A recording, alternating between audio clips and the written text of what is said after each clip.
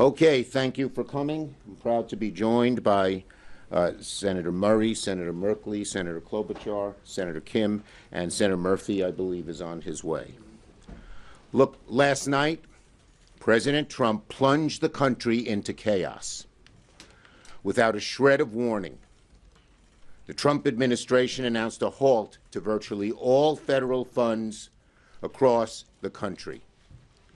In an instant, Donald Trump has shut off billions, perhaps trillions of dollars that directly support states, cities, towns, schools, hospitals, small businesses, and most of all, American families.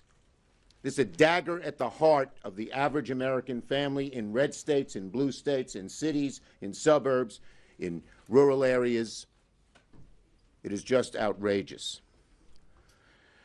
Funds for things like disaster assistance, local law enforcement, rural hospitals, aid to the elderly, food for people in need, all are on the chopping block in this new administration.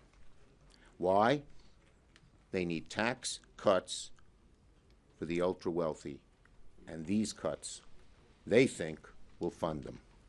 Every one of our offices has been deluged with calls from people who are in panic. What is this going to mean? What if I have a hospital that has people on life support? What are we going to do?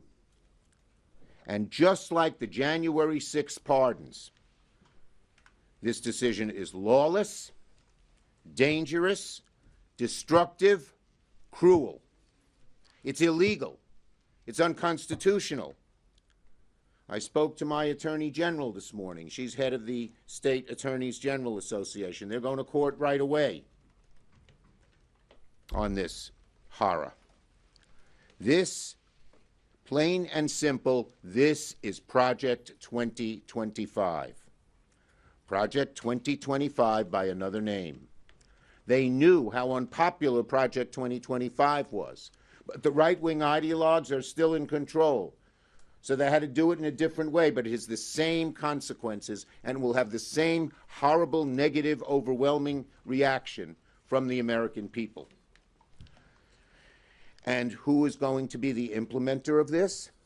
None other than the chief cook and bottle washer of Project 2025, Russell Vought. Putting someone like Russell Vought at OMB, the architect of Project 2025, is a huge danger sign to America. Attorney General calling you back?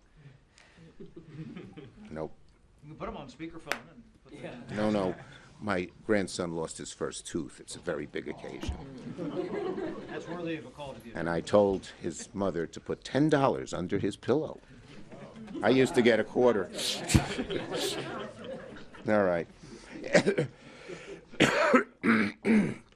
Anyway, having Russell Vought at OMB with this power is just frightening. Not to us, although we are going to fight this tooth and nail, but to average American people who depend on this. And what does Vought want to do? Well, you saw it in his blueprint, Project 2025. Eradicate basic services, eradicate investments that help tens of millions of Americans, all so they can pay for the tax cuts for the ultra-rich. It's hard to overstate how destructive this decision is for the country. He has a lot of really bad decisions for which the American people will rebel, and politically is going to be very unpopular. But this is the worst of the worst. The worst of the worst. In our states, we've talked to people, every one of us. People are scrambling to figure out what it means to them. We're getting panic calls. How are people going to make mortgage payments? How are small businesses going to keep their staff if their federal funding is shut off? Virtually any organization, school, state, police office, county, town, or community depends on federal grant money to run its day-to-day operations, and they're all now in danger. Nonprofits that help disabled veterans are in danger, thanks to Donald Trump. Funding that supports our transportation system and infrastructure is now in danger, thanks to Donald Trump. Hospitals, particularly rural hospitals, and community health centers are now in danger because of Donald Trump. Meals on Wheels are in danger because of Donald Trump. Our cops and firefighters are in danger thanks to Donald Trump. Funding for the non-security grant program, which protects synagogues and temples from anti-Semitic attacks, we saw one in my neighborhood just Sunday, is now in danger thanks to Donald Trump. The blast radius of this terrible decision is virtually limitless, and its impact will be felt over and over again. It's not going to hit each American family in one way. It's going to hit them in multiple ways. The only people who might be immune to this are the ultra wealthy, who they want to give a tax break to. The Trump administration is robbing Peter to pay the billionaires. American families, make no mistake about it. The money being taken from them will be spent, but not on them. Instead of going to support for your community, it's going to the ultra-wealthy and the mega corporations. This is cruelty. This is lawlessness. This is a heist done on a national scale. No matter how much he may believe he does, the president does not have the authority to ignore the law, and we're going to fight this in every way that we can. Senator Murray. Well, thank you very much. Look, we were coming here today to talk about a very simple resolution on a different kind of lawlessness by the president in response to him pardoning violent criminals and insurrectionists who attacked police officers. That resolution, so you know, very simply reads in its entirety, resolved that the Senate disapproves of any pardons for individuals who were found guilty of assaulting Capitol Police officers. Now, you're going to hear more from me and others regarding that resolution later on the floor today. But we are here today to respond to the OMB memo issued by the Trump administration last night. In a brazen and illegal move, the Trump administration is working to freeze huge amounts of federal funding passed into law by Republicans and Democrats alike. The scope of this illegal action is unprecedented and could have devastating consequences across the country for real people. We could see a screeching halt to resources for childcare, cancer research, housing, police officers, opioid addiction treatment, rebuilding roads and bridges, and even disaster relief efforts. He was just in California to witness the devastation, and now he is holding back that aid. Trump's actions would wreak havoc in red and blue communities everywhere. This is funding that communities are expecting, and this memo is creating chaos and confusion about whether these resources will be available to them. Entire budgets and payrolls across the country are carefully hinging on these resources. We are talking about our small towns, our cities, our school districts, our universities, and a lot more. Will local Head Start facilities get their funding? Will grantees at our local universities get the funding that they use to continue clinical trials? What does this mean for our homeless veterans we are working to get housed? Americans should ask themselves, is it woke to fund cancer research or to rebuild an unsafe bridge? All of these critical priorities are funded by the grants the Trump administration would pause tonight. This illegal move is a massive overreach by the Trump administration. The American people did not vote for this kind of senseless chaos. So I am urging the Senate Budget Committee Chair, Lindsey Graham, a fellow appropriator, to hold Russ Vought's nomination that was supposed to occur this Thursday. Republicans should not advance that nomination out of committee until the Trump administration follows the law. The law is the law. The Trump administration must immediately reverse course, follow the requirements of that law, and make sure that the nation's spending laws are implemented as Congress intended. Senator Merkley.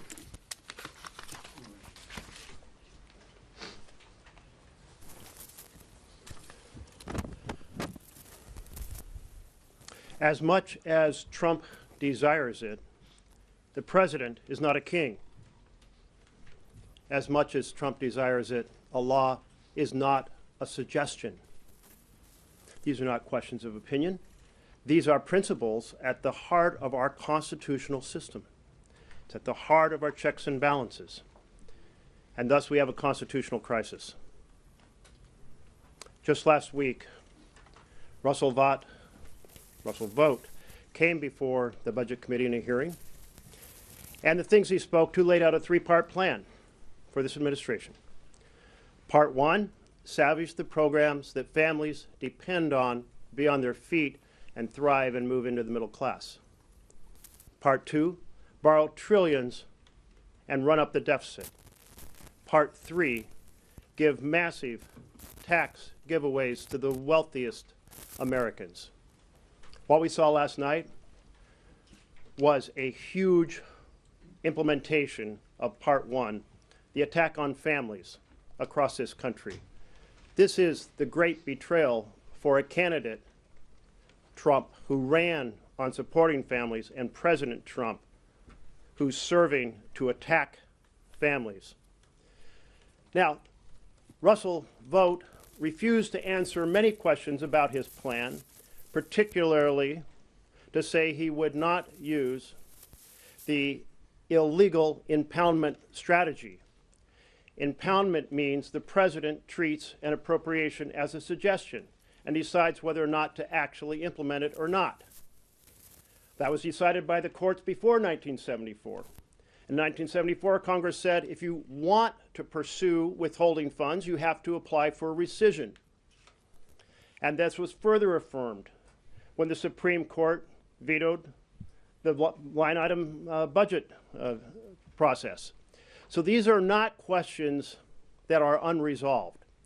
This is why the budget Dems are going to call upon the postponement, 2-week postponement of Mr. Vogt's confirmation in committee, vote in committee, until we answer these questions and resolve this constitutional crisis. Last night, in defiance of federal law, Donald Trump made the decision to stop federal funding, which, as my colleagues have pointed out, could impact everything and will impact everything from small businesses to local law enforcement to child care. I'm just thinking it was just a week ago that he took his oath of office. And I said that day that we have that swearing in, that inauguration in the Capitol for a reason. We don't have it over at the White House. That's because there are 3 equal branches of government under the Constitution. And the power of people that were in that rotunda came from the people who weren't in that rotunda. So as we stand here today, people should think about the mom who doesn't know if she can get her kid to childcare today. Or they should think about the teenager in a cancer study, hoping beyond hope that that's going to save his life. Or they should think about the people from Minnesota when last week on the day of that inauguration it was -6 degrees, who depend on heating assistance. Those are the people that are standing up here with us today. So this memo, these 2 pieces of paper, came from a guy named Matthew Faith. Probably never heard of him. He is the acting director of the Office of Management and Budget. Well, guess what? He's not in the United States Constitution. The Congress is. And we were set up in Article 1, not Article 2, Article 1. Article 1 trumps Matthew Faith. And it is Congress's job to have the backs of the American people and look out for them. It is spelled out in the American Constitution. Maybe not in those exact words, but that is what the Founding Fathers meant. They didn't give that power to Matthew Faith. They gave it to us. I hope that our Republican colleagues will join us in taking this on. They have the majority in the Senate. They know what the Constitution says. And to add to that, they joined us in voting for this funding and to help with these very important causes. The cancer research, I use that as an example because a mom called me this morning about a clinical trial. That cancer research, they voted for. They're proud of it. They put it in their campaign TV ads. So they must join us in stopping this unconstitutional power grab by the Trump administration.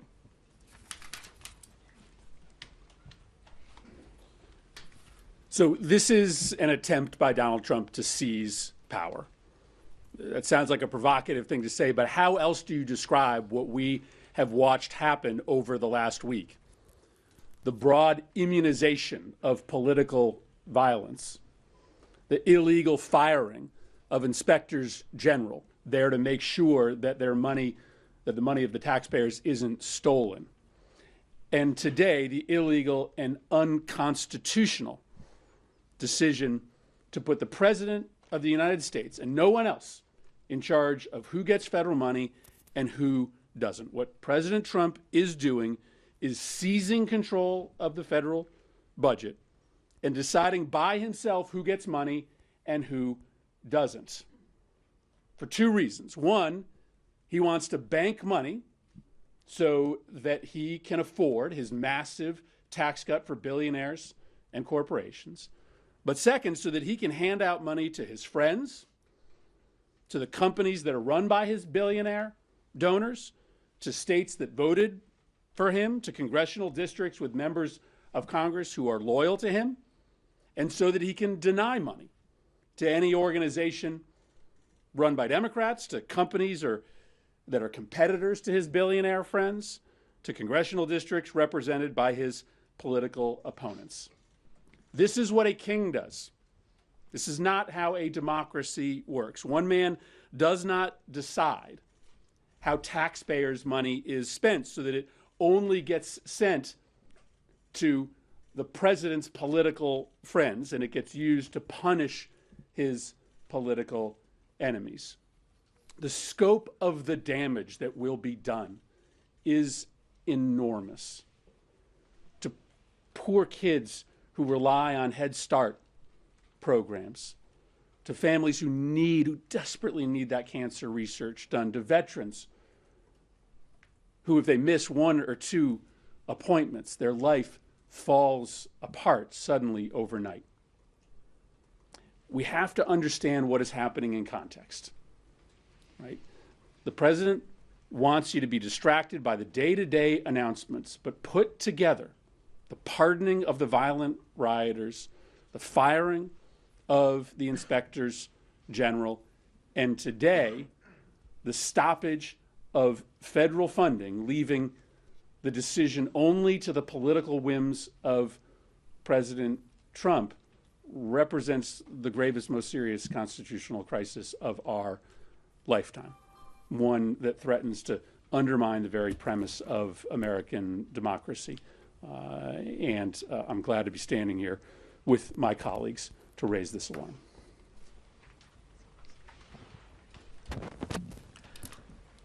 As everyone up here has been talking about, we are getting phone calls and emails from our constituents, people back in our state, and the word that everyone uses is chaos. And as I've been thinking about it, I'll be honest with you, chaos is the point because chaos is their plan. This is going exactly as they wanted to go. They could have chose a different way to try to figure out how to be more effective and efficient if that was actually their goal. But their goal is to sow chaos. And I hope the American people see this, because this is the style of governing, or quote-unquote governing, that we will see for the next 4 years. And the American people have to ask them, is this what they want? What we see right now, whether it's the actions we see with this with OMB, or the firing of the inspector generals and the independent advisors there, or what we saw at USAID and the leadership there, you know, what we see right now, it's showing that the defining phrase of Trump's administration and the beginning of his administration isn't the golden age. It's a phrase that he used during the campaign, the enemy from within. That we see him now in the presidency, in the Oval Office, waging war against the American people, trying to think about solely how it is that he can attain and consolidate that power for himself. And who is going to be the people that struggle and suffer from it? It's going to be the American people. I wanted to read you this email that I got We got this overnight. Said, good morning. We just heard that President Trump issued a memo temporarily freezing federal grants and loans effective at 5 p.m. today. This is obviously alarming to those who rely on federal funding to help people with disabilities. This is an organization that is trying to figure out how it is that they can help the Americans that need help the most, the support the most. The idea that this is going to cut off funding, put in jeopardy and throw into chaos people with disabilities, seniors, the people with health care needs, is cruel. But again, that's the point. They don't care about the collateral damage. They care about their own power, and they care about themselves. Yes. A couple of you, and Senator Kim alluded to this a moment ago, could a couple of you tick through with specifics, maybe a phone call, an email you got from a hospital, a State Department of Transportation, what was said and what the specific project or grant was that would be affected, please? If I could hear a couple of examples. I can just tell you that it's still 8 o'clock on the West Coast, and their calls are flooding in. Just sheer panic that at 5 o'clock tonight, the funds that they count on, whether it's for our schools, Title I, whether it's our hospitals who are doing research, whether it is our community health centers who are providing care for people in line right now in rural communities in my state, whether they will be able to provide those services tomorrow. I have used my appropriations committee all night long, has been trying to get in touch with the agencies to fully understand the impacts of this, and they're broad and, quite frankly, very poorly written. And this is exactly what Andy's talking about. The chaos that this is creating is horrendous. No one voted to wake up this morning and wonder whether their child would get the care they need, wondered whether or not their parents would be kicked out of a nursing home, wondered whether or not the research that is so critical to keeping their child alive at NIH would continue, whether the road, in fact, one of the calls I got was about the bridge between Oregon and Washington that we have been working on for 25 years. Does that mean all that work stops tomorrow? These are the kinds of calls we are getting because that is what this memo is stopping. And I mentioned the example a little later in Minnesota, and they get up super early. But they are a mom, a kid, teenager in a cancer trial. And these trials sometimes are funded by other agencies, but a lot of the funding is NIH funding. Asking what's going to happen. Is this just going to stop right in the middle? That's a very real question right now. The LIHEAP programs.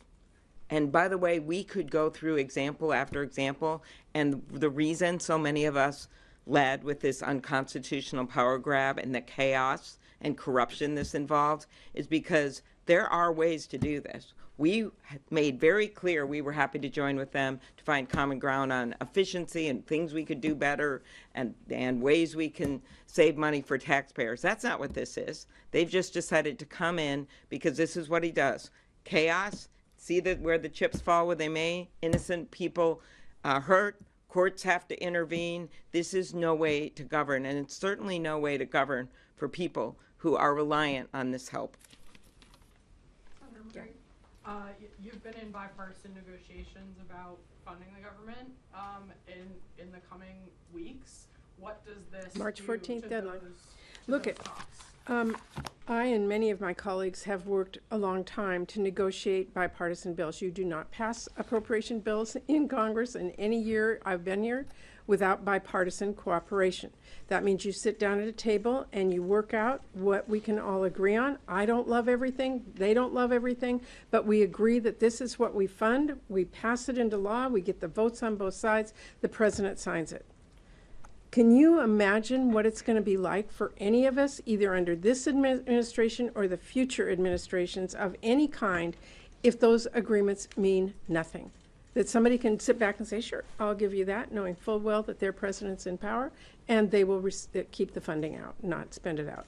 We cannot function as a democracy in this country if we cannot respect and abide by our ability to make agreements in Congress. Congress holds the power of the purse. That is very clear in the Constitution, in the rule of law, and it is critical for us to be able to fund and make this country run in a way that's competent. Senator, sorry. Senator Murray.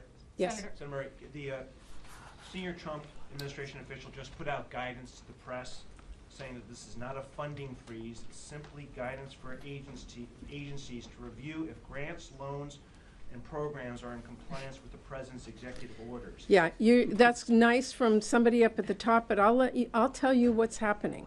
To every single agency, school, healthcare agency that got that memo is going to say, I better be darn careful not to accidentally fund something that I'm not supposed to. So they stop everything. That is exactly what's happening.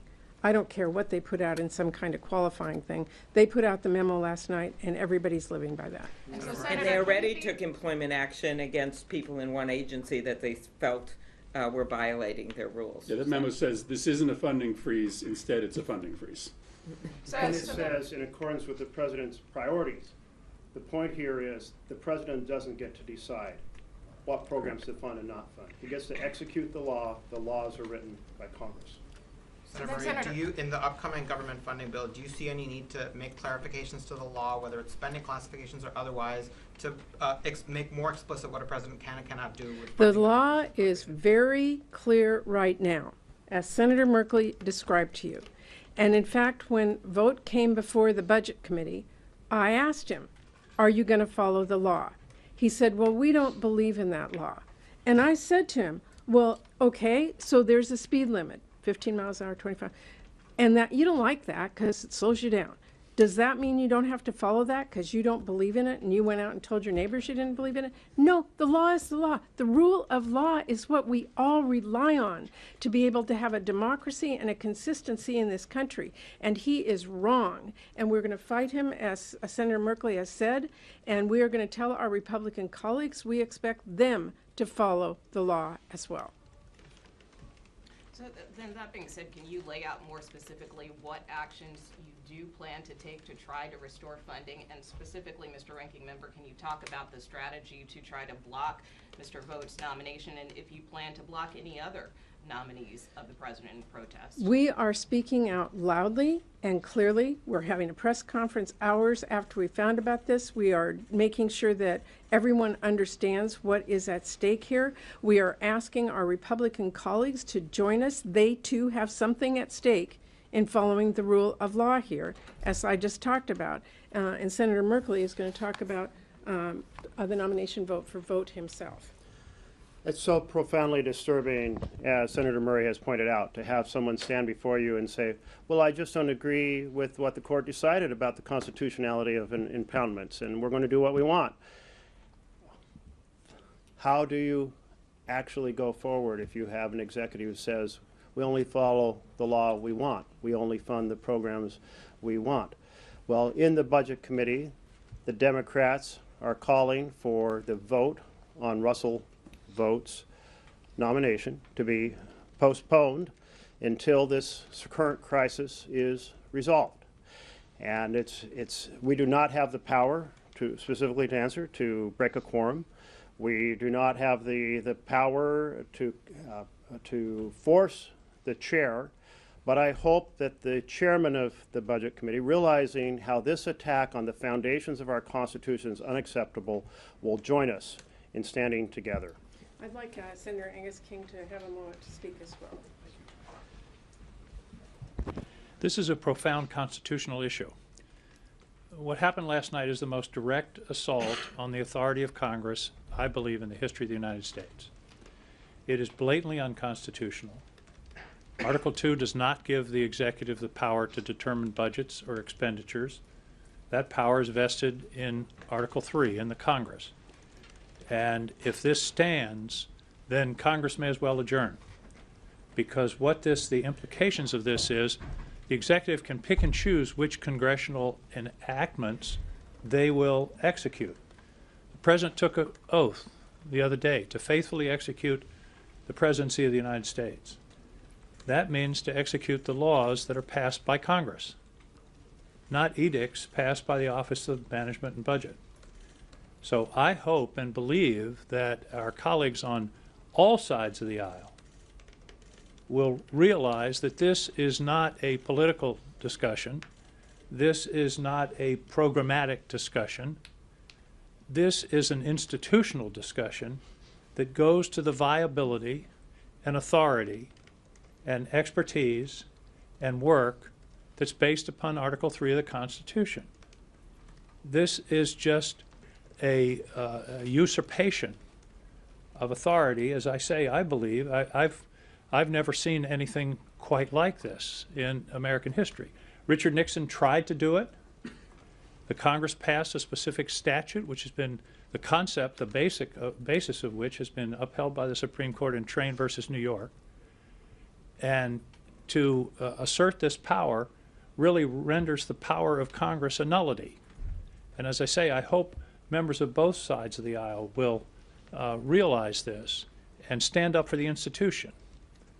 James Madison said the interests of the individuals will enable them or empower them to stand up for the interests of the institution. And if this stands, this will redound to the detriment of both parties, whichever party is in charge. Imagine for a moment if Joe Biden did this, there was a Republican Senate, Republican Congress, and they passed a statute saying we want to fund Head Start, and Joe Biden said, no, I don't like Head Start, I'd rather put the money over here. We'd be hearing a lot of reaction. And the reaction should come from both sides. So as someone who has worked in the law and worked with the Constitution for many, many years, I was stunned last night to see this order.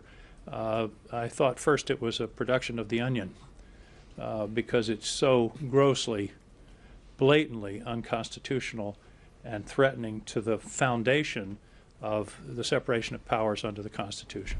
Thanks, Madam Chairman. Thank you. Senator Murray, can you lay out some of the next legal steps? Senator Schumer mentioned the lawsuit coming. What do you see as the next steps? Obviously, we're like 12 hours into this, and we have multiple state attorney generals as well as others who are looking at what our next steps can be in the courts. And I would say to all of the Republicans, we didn't come here to go through a bunch of court orders about current law. We came here to fight for our constituents, to make sure that they had the basic things that they needed every single day, including cancer research, roads and bridges built, their communities safe, police officers on the street that are protected, and we're going to keep fighting for them. Thanks, everybody. Thanks. Thank you. Thank you.